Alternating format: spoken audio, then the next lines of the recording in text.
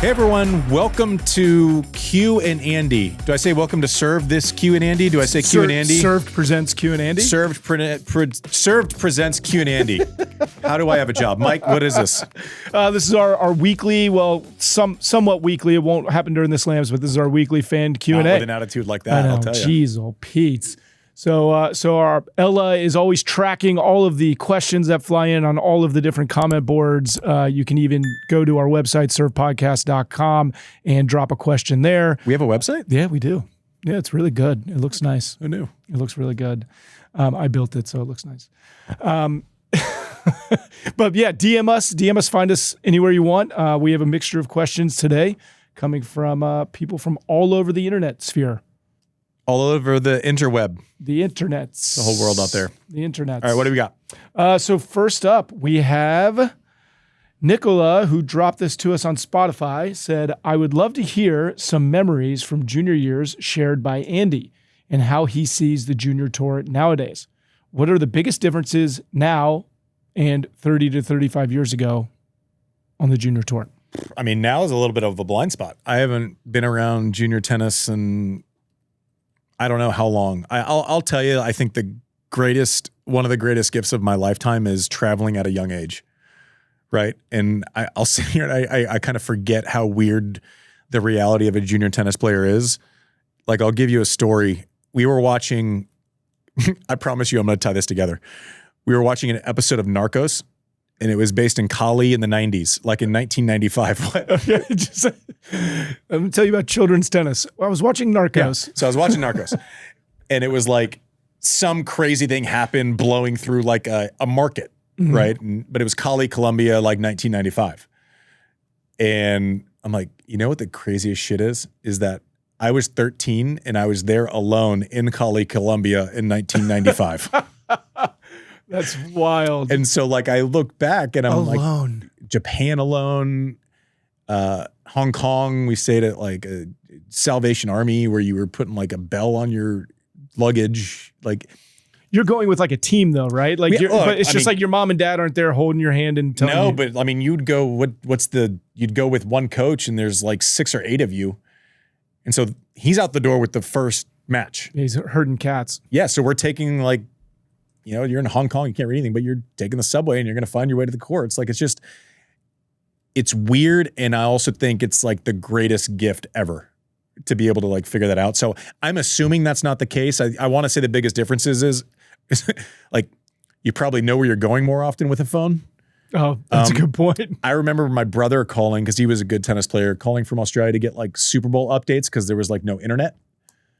Right. So it was like the Wild West. And so they would call all of they spread it out because they were expensive. So they were calling for updates, but someone would have to call differently so they didn't all rack up, collect call fees.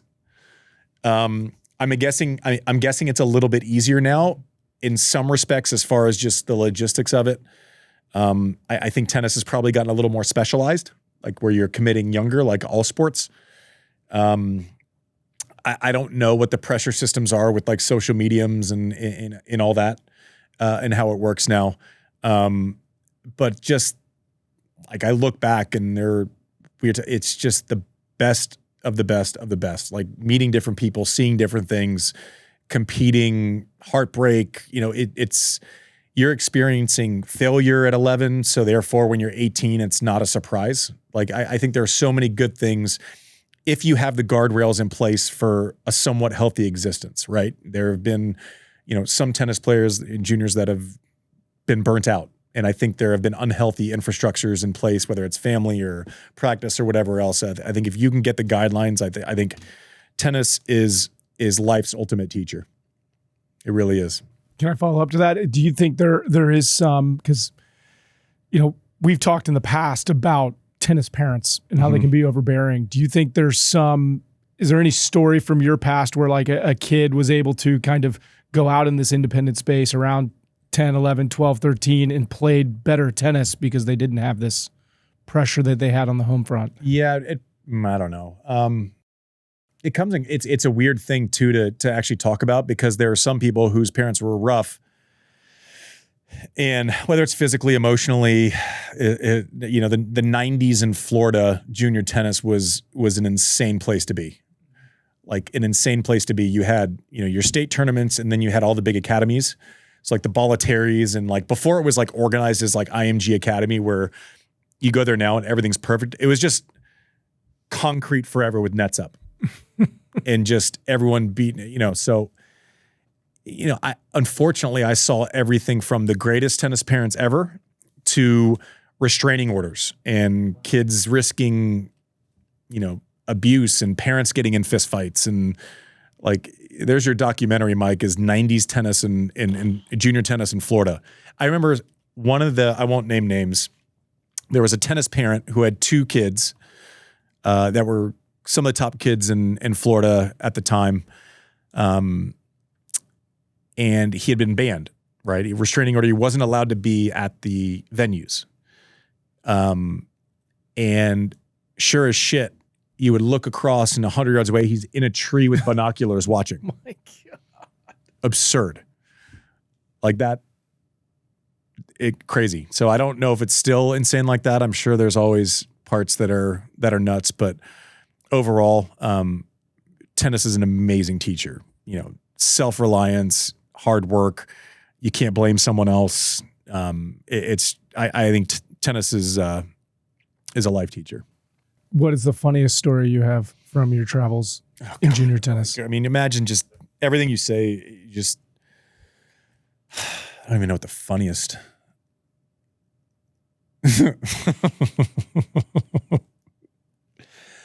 I'm not going to tell that story.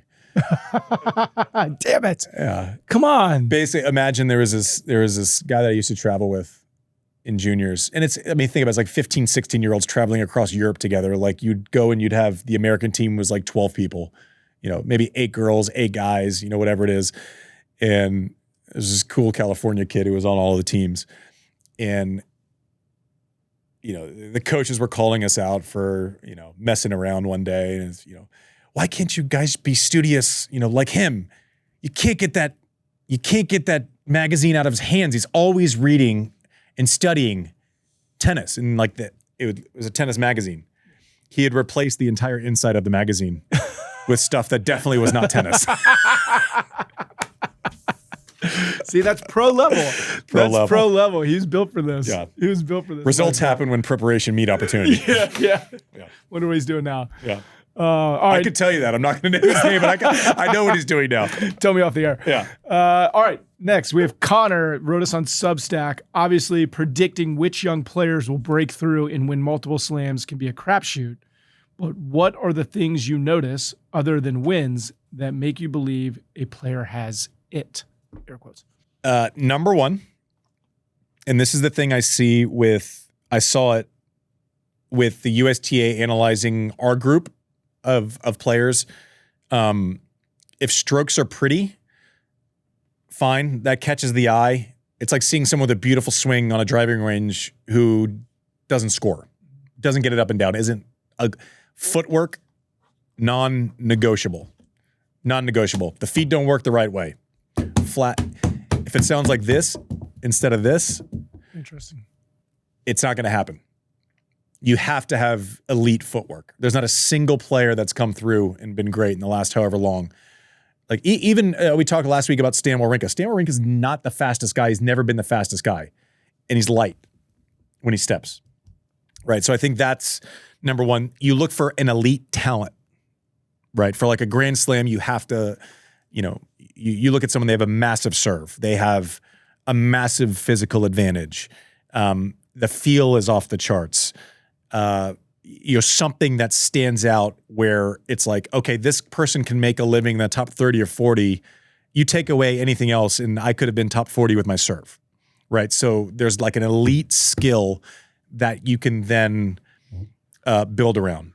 And also, like, Rafa used to always take it, like accepting pain. Like if you're watching some, 16-year-old kid in Australia and it's hotter than life outside and they're not wincing every time, even though they're feeling it, dealing with those kind of pain points and the ability to accept pain, whether it's mentally or physically, is a big thing too. But footwork is non-negotiable. Can be the biggest forehand, best whatever. If your footwork isn't really good, at a young age, it's going to be really hard. So you think like really footwork is the top thing, and then the other stuff can kind of spiral. Well, it's something that the Europeans have done better than the Americans from a coaching perspective. They build the player from the ground up. We build it from the top down, at least traditionally. Like I'm not saying that's still the case, but you mean serve on down? Yeah, like it's not. Maybe this is too simplistic, but this isn't nothing, right? If a 5, 6, 7, 8-year-old in their free time is doing small steps and kicking a ball back and forth, right? Versus not taking a ton of steps and throwing pitches or being a quarterback or whatever. Like the skill sets matter, but you have to build. I think you have to build a junior, or you should build a junior from the ground up. I think the footwork's non-negotiable. Oh, that makes sense. They all grow up playing soccer and different sports than we do. Totally. I mean, we have and you know, a lot of the Americans are massive servers, and throwing overhand your entire life is a little bit easier. All right, next up, sticking with kind of the younger generation, Tim DM'd us on Instagram. Who had the better 2025 season, Victoria Mboko or Mirra Andreeva? And who do you have making the bigger mark in 2026? Well, yeah, Andreeva had the better season because it was a full season and it was loaded with expectation. I think Mboko was making her. She's now going to this year. Mboko is going to go through what Andreeva just went through. Right, there's a hype mechanism around it. She's going to have to like produce something on a bigger level. Andreeva, you know, started out hot, but like played a full season as an elite player for the first time. Mboko's amazing. We had her on. I was blown away.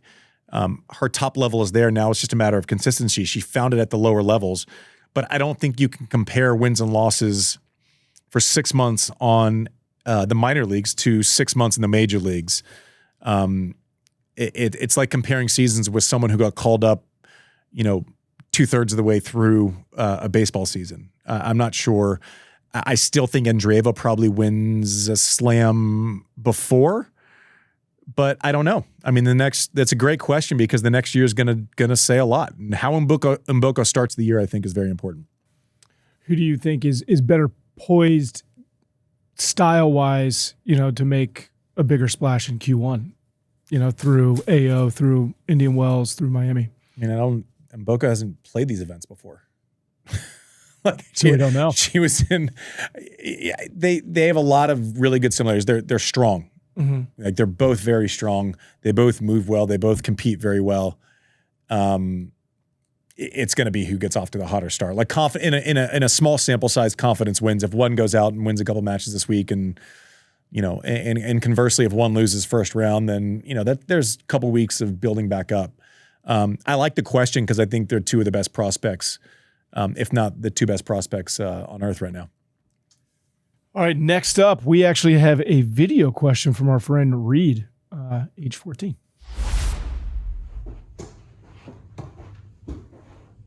Question for Andy. Being on tour seems like the best job in the world, but what were some of the toughest challenges you faced from being on tour? What I like about Reed is that the intro piece where he hit a flashy forehand and then hit the drop volley, like that was swaggy. I like that. I see you, Reed. You know someone's. So you were asking me last week what a 17-inch racket looked like. Yeah, you see what he was just messing with? Yeah. That's like a 17-inch racket. Yeah. It's this big. That would be crazy to see you play somebody with that. Yeah, Reed, thank you for the question. You can obviously play. You know, like when you see someone like shoot a basketball and you instantly know they're a great shooter. Mm-hmm. Like him just like casually undercutting that little drop volley. I guarantee you Reed's a really good player.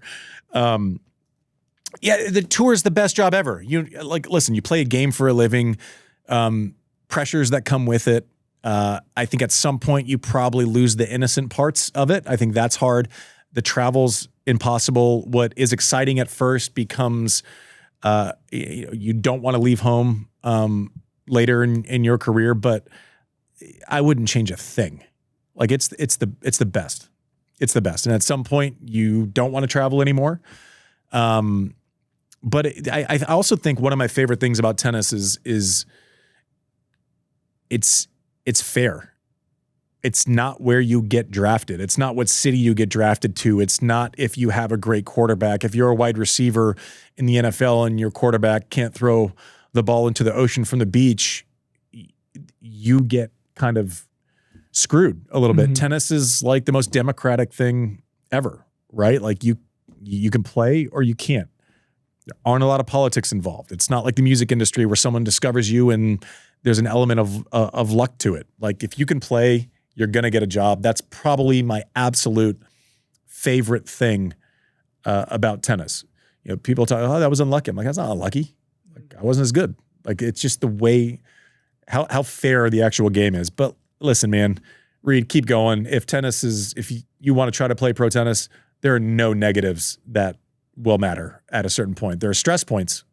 There are things that are stressful. There are things that are hard. I don't necessarily always consider those negatives. So if you were to think about, it's interesting. We talked to Holger this week on the regular show, and he was talking about, doing the uncomfortable stuff. And he was talking about a conversation he recently had with his team before his injury, where it wasn't even about the physical. None of it was about the physical. It was like this mental game with himself. Is that, you talk about a lot, would that be maybe the toughest thing, is just what's in between your own 2 ears and inside yourself? Maybe. At a certain point. I mean, Holger's also coming at it from a point of, he's like, okay, how do I become number one in the world? Right. That could be mental at this point. That doesn't mean he's not tough mentally. It means that he's going to have to be extraordinary and be perfect or well-rounded in every area.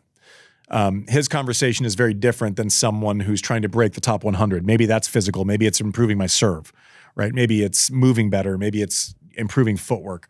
I think that how you digest what needs to be worked on changes with accomplishment also.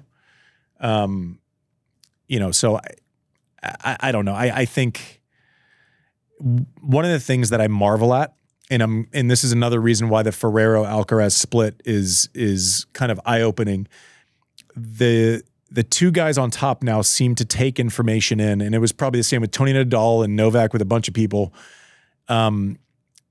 Their ability to be told that something can improve in the face of their own accomplishments is amazing. Like Vagnozzi and Cahill being able to go, yeah, we're going to improve your serve because it wasn't great. And Yannick going, okay. I don't think anyone understands how hard that is.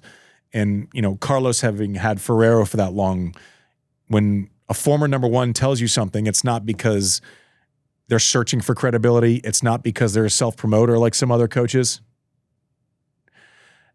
It's because they actually know it, have lived it, and believe it. So that'll be an interesting thing. Like at a certain point in my career, I needed a Connors to be hearing what I'm saying. I needed a Larry Stefanke who had worked with four, other former number ones and had kind of been through the trenches and had won Indian Wells himself. I felt like I needed that. We'll see. That's cool. All right, so last one we got from Daniel. He emailed us this question. This one is very unique. In the production meeting, I thought it was a joke, but this is an actual real person that does something in this field for a living because Ella looked him up on LinkedIn. His name's Daniel Zyman. What is the difference in the smell of the majors? The courts, locker rooms, how does it make you feel, the vibe?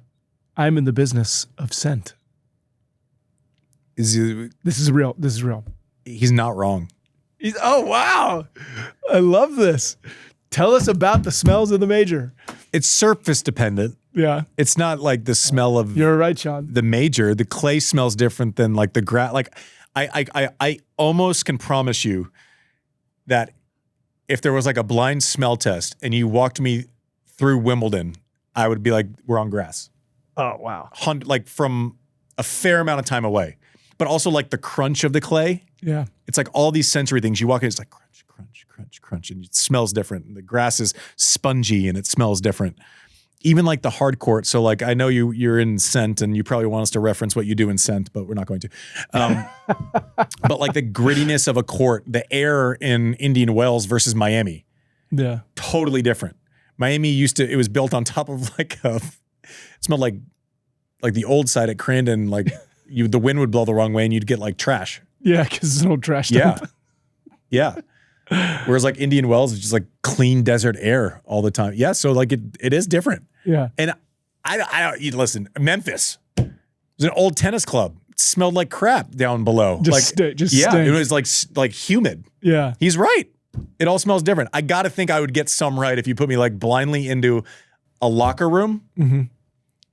San Jose. If you put a blindfold around me and walked me into San Jose locker room, I would have known it for sure. Yeah. It's a hockey locker room. Nothing smells worse than a hockey locker room.